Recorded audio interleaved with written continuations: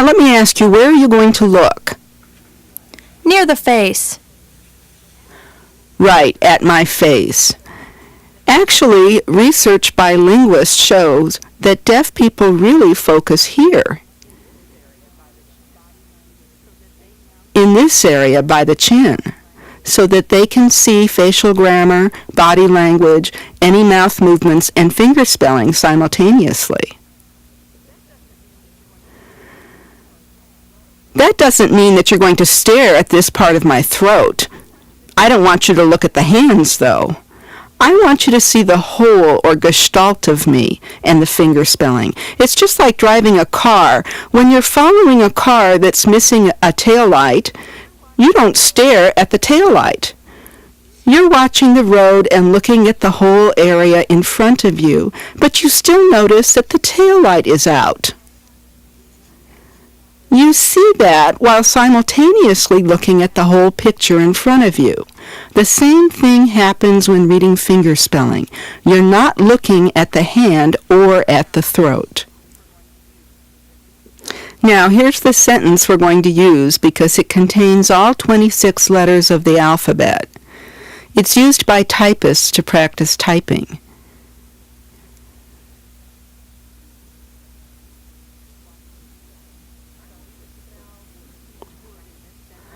I'm going to spell each word in this sentence, starting with the first word. Watch me spell it.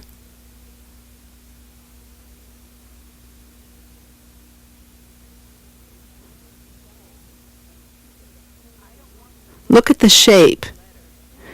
I don't want you to look for individual letters. Think of the whole unit, the, and its shape or configuration. Now, the next word, quick. Look at the difference in shape between the two words. Now, which word am I spelling?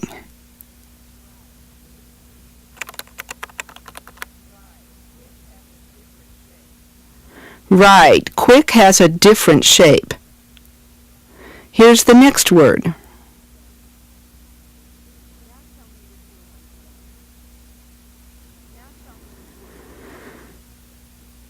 Now tell me which word I'm spelling.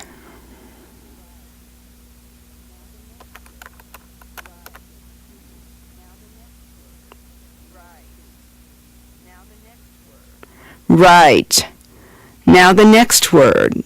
Let's see.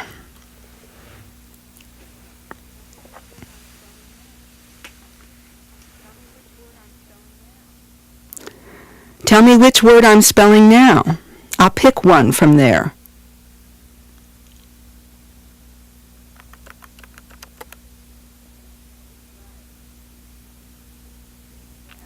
Right.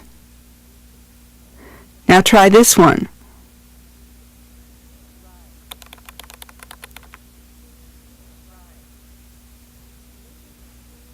Right. Good. Here's the next one.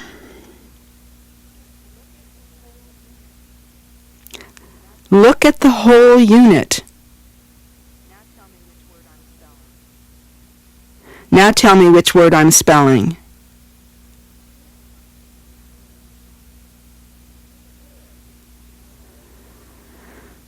Good. Let's move on to the next word.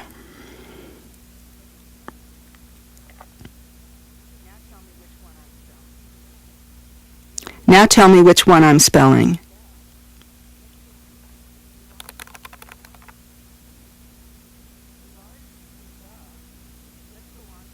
You've already seen the. Let's go on to the next word.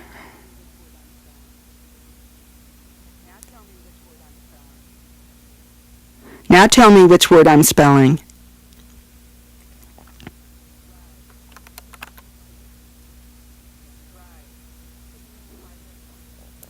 Right. Try this one.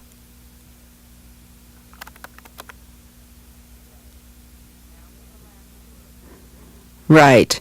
Now for the last word.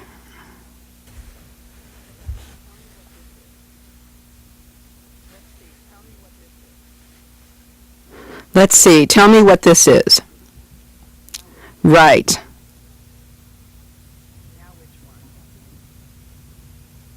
Now which one?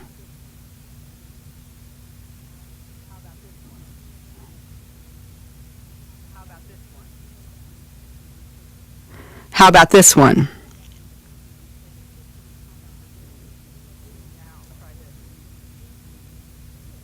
Now, try this. You know that one's easy because of the shape change with the Z in the word. It makes it very easy to read. Good. Now I'd like to show you what the whole sentence looks like in fingerspelling. Many students think that fingerspelling is a little bit like typing, and you show the separation between words just as you do on a typewriter by kind of pushing the carriage over. That really looks silly. See if you can tell how I'm showing the separation between words. Here's the sentence.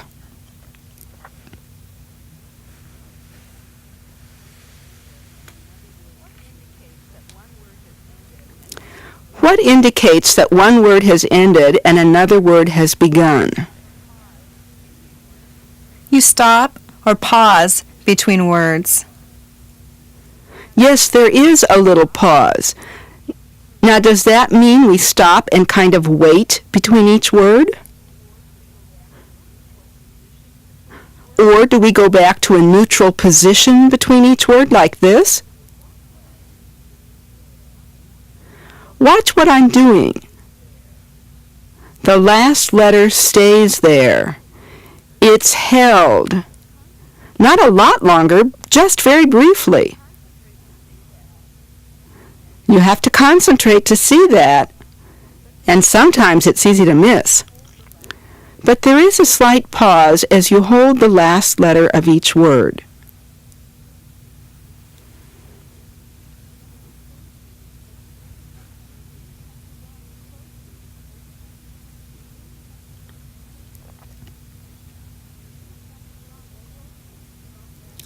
You really have to watch closely to spot that pause because it's not very long.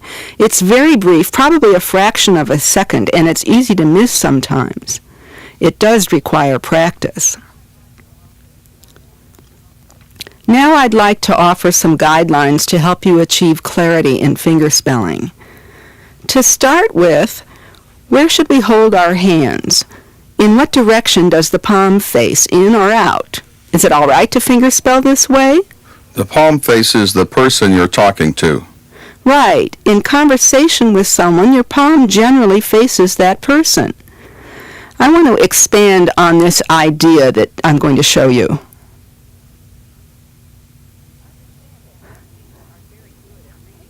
Understand that deaf people are very good at reading fingerspelling from all angles. Let me give you an example. I can be sitting next to someone having a private conversation and spelling palm facing down. The person next to me doesn't have to get down on the floor to read the hand. You can be in a car and fingerspell out the window, and someone in a car behind you who knows the manual alphabet can read it from behind. Let me demonstrate. I'm going to spell the name of an animal and show you that you can read it from behind. Watch.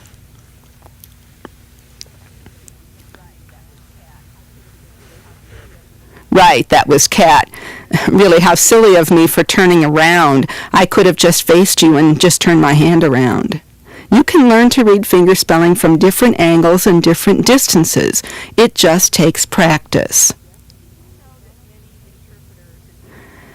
We know that many interpreters and even some deaf people develop repetitive motion injuries to their wrists.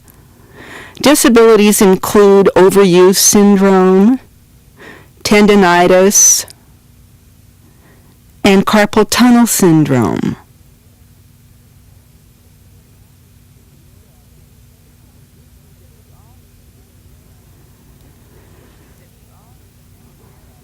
This is an issue that we all need to be aware of because of the problems they cause. Interpreters try so hard to spell clearly that they often turn their wrists out and stress that area. I suggest that we learn to relax. If you watch deaf people in natural conversation, you'll see that they tend to be relaxed and hold their hands in a natural but straight line so that the hand and the arm are not bent or stressed. I also think it's helpful if interpreters warm up before they begin signing. Lou Fant, a hearing man who had deaf parents, teaches sign language, wrote some books on sign, and at one time was with the NTD, National Theater of the Deaf. He knew as an actor the importance of warming up before going out on stage. He showed me a very simple warm-up that I think you can use. It's very easy. It's just opening and closing your hands from a C hand shape to an S hand shape or a fist. Keep doing it until your hands are so tired that you can't do it anymore. Keep on doing it. When you reach that point, when you're tired, and for some of you it may be sooner than for others, stop. When you just can't do it anymore, drop your hands and relax. They'll tingle a little bit and they'll warm up. It's a great way to warm up on a cold day, and it seems to be helpful for preventing injury if you warm up before you start signing. Now, where do we keep the arm and the hand?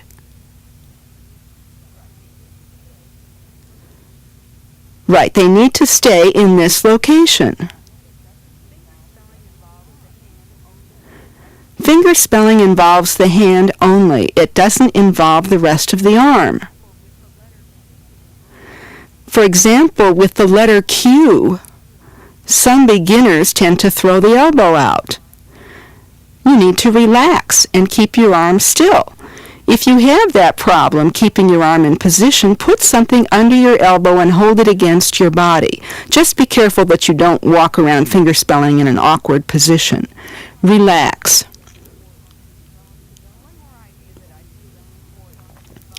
One more idea that I feel is important involves developing some skill in spelling and talking at the same time, using SYNCOM or simultaneous communication.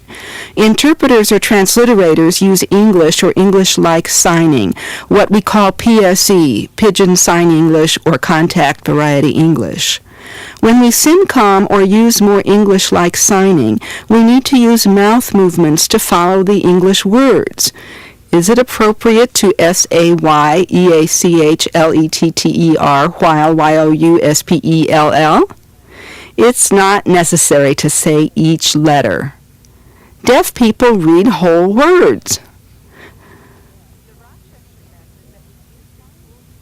The Rochester method that was used in schools for the deaf many years ago required teachers to talk and fingerspell at the same time, and the mouthing and their spelling had to match.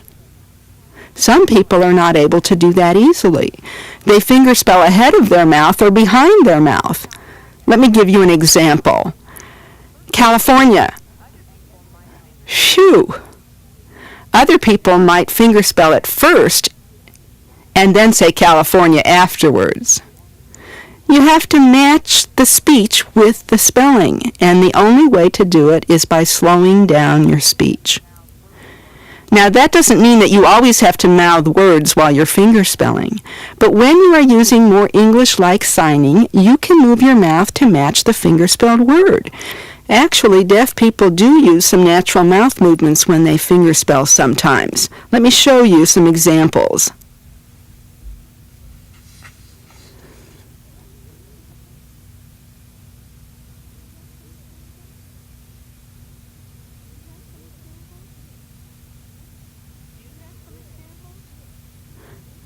Do you have some examples?